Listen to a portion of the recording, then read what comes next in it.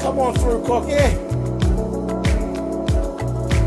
want to put my soapbox. That's basically it. Let's talk about drag and all its forms.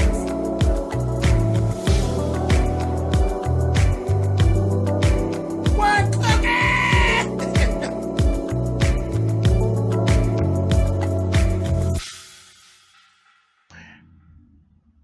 Hey guys, thanks so much for clicking on the video. Let's talk Greenleaf, Season 2, Episode 5. So, the injunction has actually been found by Basie Skanks, okay? He has the injunction. It's to a 28-day holdup.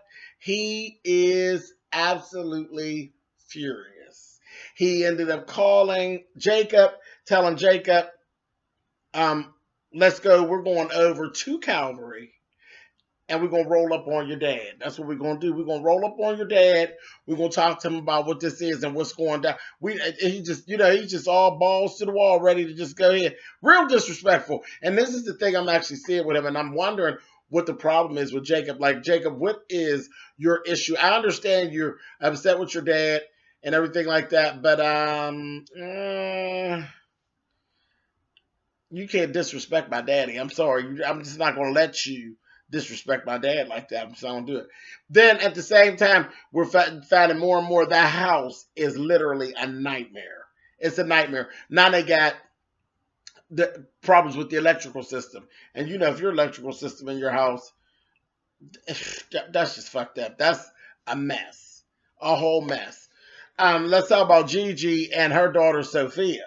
Gigi come rolling in 5 o'clock in the morning. Sophia then gave her very much of, given where you been, honey, and what are you doing, honey? And I said, Sophia, you need to back off a little bit. You're doing a bit too much, honey. You done got that Bible held up too close to your chest, girl, and you're doing the most. But she questioned her, well, what are you doing? You're out with Darius? And she's like, yeah, all night long, yeah. And she's like, and what are y'all doing? We're just talking, not that that's any of your business, but we're just talking. So what are y'all talking about all night? I said, oh, girl, she's doing too much. She's doing too much. But, I mean, that's on one hand. On the other hand, too, is that you kind of teach your daughters not to do this. So, bitch, why are you doing it? But, y'all don't do as I do as I fucking say, you little bitch. But anyway, she gave her, we talk about Mac and how to get Mac locked up. And she's like, why can't you take that situation and just give it to God? And she told him, I can't give it to God because as long as he's walking around, he is a danger to girls like you. And every time I try to let it go and then I look at you, then I get right back on it. Now, at that point, Sophia, don't question your mama no more. Okay? Don't question your mama no more, because I understand what she's saying. Leave that shit alone. Leave it alone. But later on in the program, we see Sophia get with her mother again. There's this whole situation with this couple. It was a couple that's getting married, and it was a bunch of full of shitness. The one woman, the woman was going back and forth, back and forth, back and forth. And when they get down to, because she was counseling them, and she was just fussing at the guy for everything. And I'm like, this is horrible. I thought something was really deep going on. She's just a controlling bitch, basically. And then she got down to the bottom of it. She's like, she gave him the ring back and all of that and told her, I didn't want to be married by you. I wanted to be married like my sister was by your father. So she went through all this. I said, that ain't all of it. Something else going on. But that she did that guy a big favor. Because she was something. She's a handful, honey. He need to let her alone. But even with that little situation, and then Sophia, asked her mother, she said, what's going on with that couple that's getting married, whatever? She said, oh, things didn't work out. They're not going to get married now.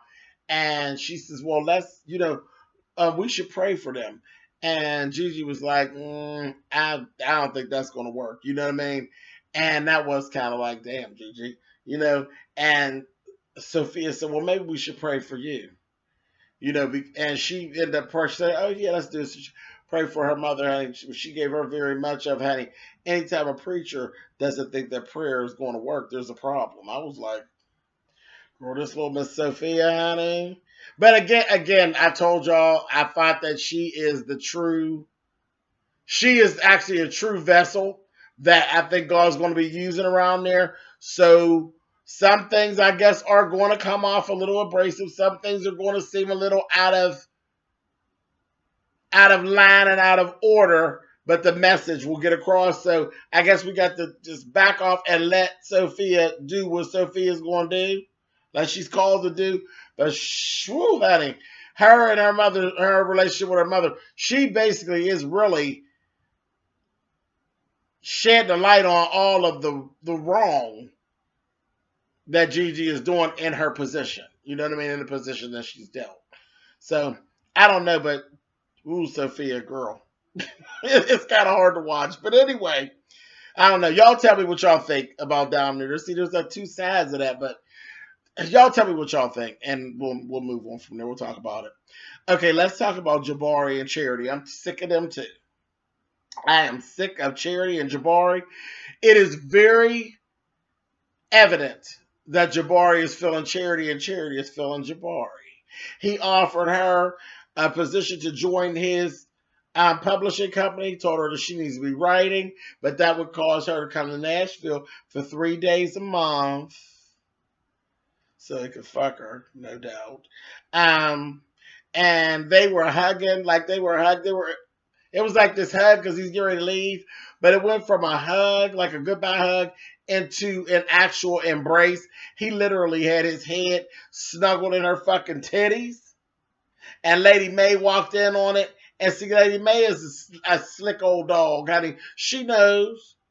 She knows. She know hot pussy and hot dick when she see it. And she told her, it looks like more than nothing to me. I said, listen to your mother. Listen to your mother, because your mother got a hot wandering puss, honey. Listen to your mother.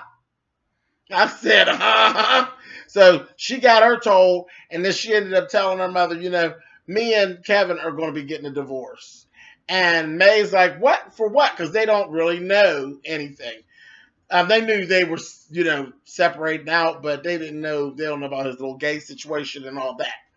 So later on, we got the other little guy, the little lawyer dude is there, and Lady Bay is just making over him and carrying on. And all of that's going on. And he basically, Lady May mentioned to him that there was going to be a divorce between Kevin and Charity. And so, this she went over and told the bishop, we got to get ourselves, backed up just in case some shit jump off. So they're planning battle with Kevin already. Kevin don't even know nothing about it. And then a little lawyer dude sees Kevin and going to throw Kevin a business card. So would you have a lawyer for your divorce yet? And Kevin's like, no. He's like, when you get a lawyer, have him give me a call. Kevin's looking like, I don't even know my divorce was getting started. So I'm like, here go the shit. Here go the shit. Because I think Kevin's very docile.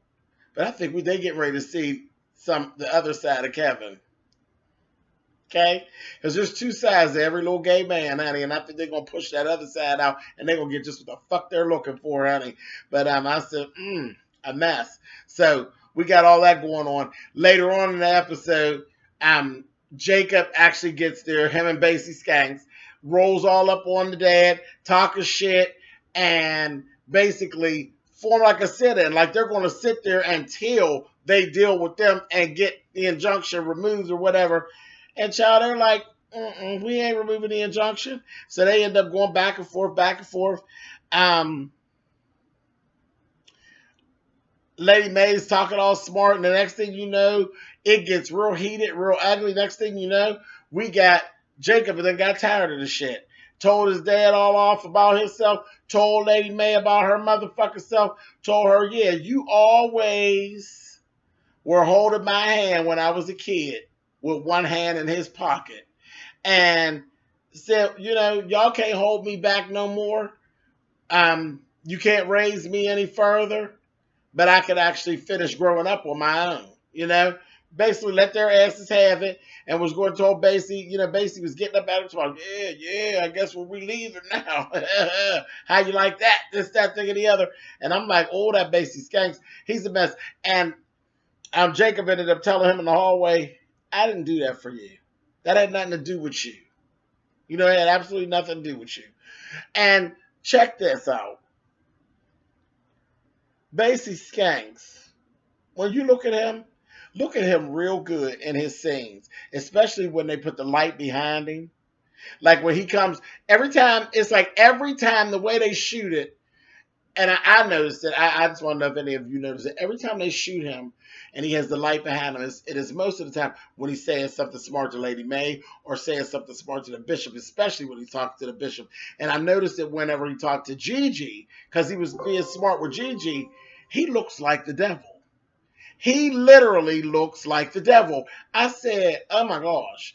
And again, we're seeing more and more Basie skanks got some issues.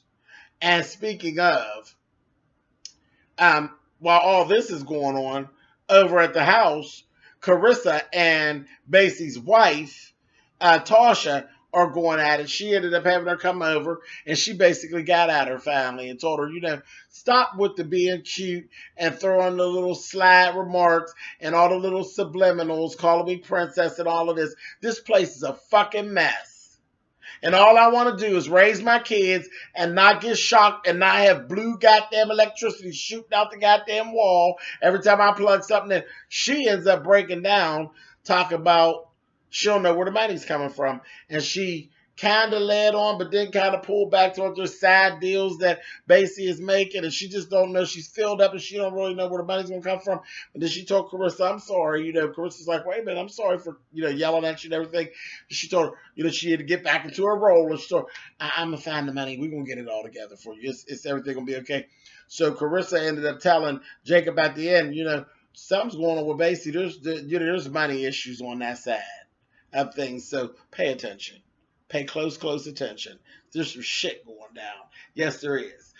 Before Jacob left the church, though, before he left Calvary, not the church, the office portion of the church, before he left Calvary, he ended up getting into it with Gigi because Gigi will say something to Jacob about the situation. Like, why are you doing this? This, that, thing, and the other. And he told her, just shut your mouth, Gigi, and don't judge me when you coming back here is what started all of this. And I'm like, they need to quit that. I mean, I just think that is so wrong.